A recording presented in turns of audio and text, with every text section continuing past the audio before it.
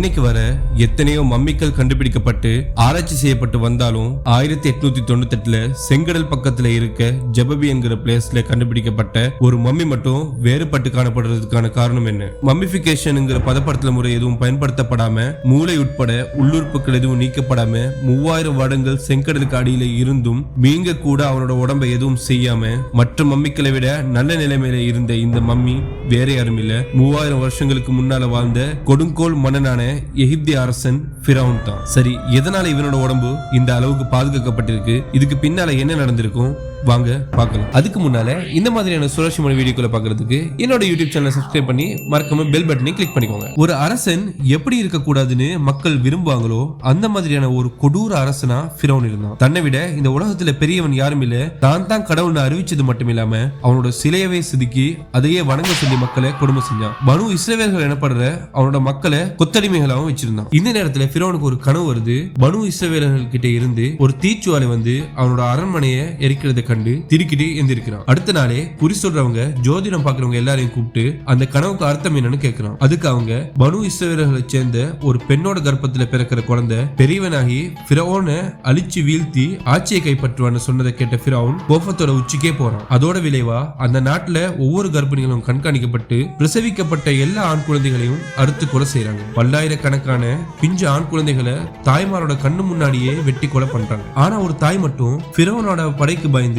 அவங்களுக்கு பிறந்த ஆண் குழந்தைய இறைவனோட கட்டளைப்படி வயிறு நிறைய பால் கொடுத்து ஒரு கூடையில வச்சு நைல் நதியில தனியா அனுப்பி வைக்கிறாங்க. கூடவே அவங்களோட இன்னொரு மகளை அந்த கூடையை பின்தொடர்ந்து குழந்தைக்கு ஏதும் ஆகாம கண்காணிக்க சொல்றாங்க. நைல் நதியில மிதந்து வந்த அந்த கூடைய ஃபிரௌனோட குடும்பத்தினர் கண்டு எடுத்து அதுல ஒரு குழந்தை இருக்கிறத பார்த்ததும் குழந்தை இல்லாத ஃபிரௌனோட மனைவி கிட்ட அந்த குழந்தையை கொடுக்குறாங்க. இந்த குழந்தைய அவங்களுக்கு ரொம்பவே பிடிச்சு போக அதைத்தான் தத்தெடுக்க விரும்புறதா ஃபிரௌன் கிட்ட சொன்னதும் மனைவியோட பேச்சு ஃபிரௌன் மறுக்காம ஒத்துக்கிறான். அந்த குழந்தையோட பேர் தான் மூசா. இப்ப மூசா வாலிப பருவத்தை அடைகிறாரு. ஒரு நாள் 2 பேருக்கு இடையில நடந்த சண்டைய அந்த வழியில போன மூசா பார்த்து கோபப்பட்டு அதுல ஒருத்தருக்கு ஓங்கி ஒரு குத்து விடுறாரு. அவன் அந்த இடத்திலேயே இறந்து போறான். இதனால ஃபிரௌனுக்கு பயந்த மூசா எகிப்தை விட்டு மத்திய நாட்டுக்கு தப்பி ஓடுறாரு. அங்க அல்லாஹ் அவரை இறை தூதராக்கி ஃபிரௌன் கிட்ட போய் தன்னோட மார்க்கத்தை ஏத்துக்கிட்டு அவன் அடிமைகளை வச்சிருக்க மக்களை விடுவிக்கும்படி கேட்க சொல்லி திரும்பவும் எகிப்துக்கு அனுப்பி வைக்கப்படுறாரு. ஃபிரௌனோட சபைக்கு வந்த மூசா, நான் இப்போ இந்த உலகத்தோட இறைவனால் அனுப்பப்பட்ட தூதனா உன் முன்னால வந்திருக்கேன். இறைவன் கிட்ட இருந்து தெளிவான அத்தாட்சிகளையும் கொண்டு வந்திருக்கேன். அதனால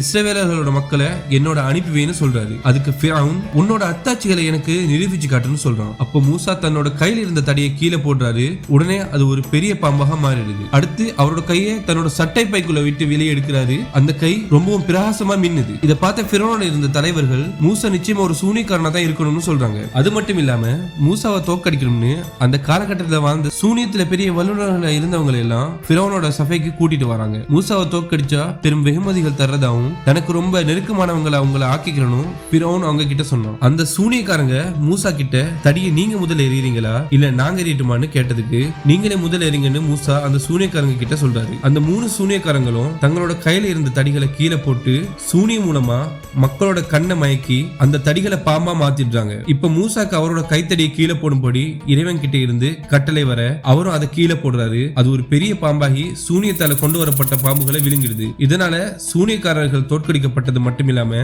அந்த இடத்திலேயே நாங்க மூசாவோட இறைவனை ஏத்துக்கிறோம்னு மண்டிடுறாங்க. கோபப்பட்ட ஃபிரௌன், என்னோட அனுமதி இல்லாம நீங்க எப்படி மூசாவை நம்பலாம்? இவங்க எல்லாரோடையும் மார்க்கால் மார்க்கை வெட்டப்பட்டு சிலுவையில அறைய சொல்லி கட்டளையிடுறான். அதுக்கு பின்னால ஃபிரௌனோட சமுதாயம் பல கட்டங்களா பஞ்சம், கூட்டமா வெட்டுக்கிளி, தவளை, பேன், இரத்த ஆறுன்னு பல வகையில கட்டமா இறைவனால சோதிக்கப்பட்டாங்க. இந்த கஷ்டங்களை தாங்க முடியாத ஃபிரௌன் நபி மூசாவை கூப்பிட்டு இந்த சோதனைகளை இல்லாம ஆக்கிடுங்க, அதுக்கு பகரமா இஸ்ராயேல் மக்களை நான் உங்களோட அனுப்பி வைக்கிறேன்னு சொல்றாரு. சோதனைகள் நீக்கப்பட்ட பின்னால ஒரு இரவு நேரத்துல மக்களை கூட்டிட்டு வெளியேறும்படியும் அந்த நேரத்துல ஃபிரௌன் அவங்களை பின்தொடர்வானும் இறைவனால நபி மூசாக்கு அறிவிக்கப்படுது. சொன்ன மாதிரி இரவு நேரத்துல எகிப்தை விட்டு மக்கள் வெளியேறினாங்க.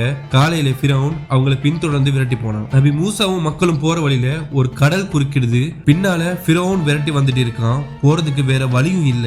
மக்கள் தங்களை கண்டிப்பா ஃபிரௌன் பிடிச்சிருவான்னு மூசா கிட்ட முறையிட்டாங்க. அதுக்கு மூசா கண்டிப்பா இறைவன் நமக்கு ஒரு வழியை காட்டுவான்னு சொன்ன நேரத்துல அவரோட கையில இருக்க தடியால கடல்ல அடிக்கும்படி இறைவன் கிட்ட இருந்து மூசாக்கு கட்டளை வருது. சொன்ன மாதிரியே மூசா தன் தடியால கடல்ல அடிச்சதும் கடல் பிளந்து ஒவ்வொரு பிளவும் மலையளவுக்கு உயர்ந்து கடல் நடுவுல ஒரு வழி உருவாகி அந்த வழியில மக்கள் கடந்து போனாங்க. பிறவுனும் மக்களை பின் தொடர்ந்து கடலுக்குள்ள புகுந்தான். மூசாவும் மக்களும் கடலை கடந்து காப்பாற்றப்படுறாங்க. பின்னால பிறவுனும் அவனோட படையும் கடல்ல மூழ்கடிக்கப்பட்டாங்க. மூழ்கிற அந்த நேரத்துல பிறவுன் மூசாவுடைய இறைவனை ஏத்துக்கிறத சொல்றான். ஆனா அது இறைவனால நிராகரிக்கப்பட்டது.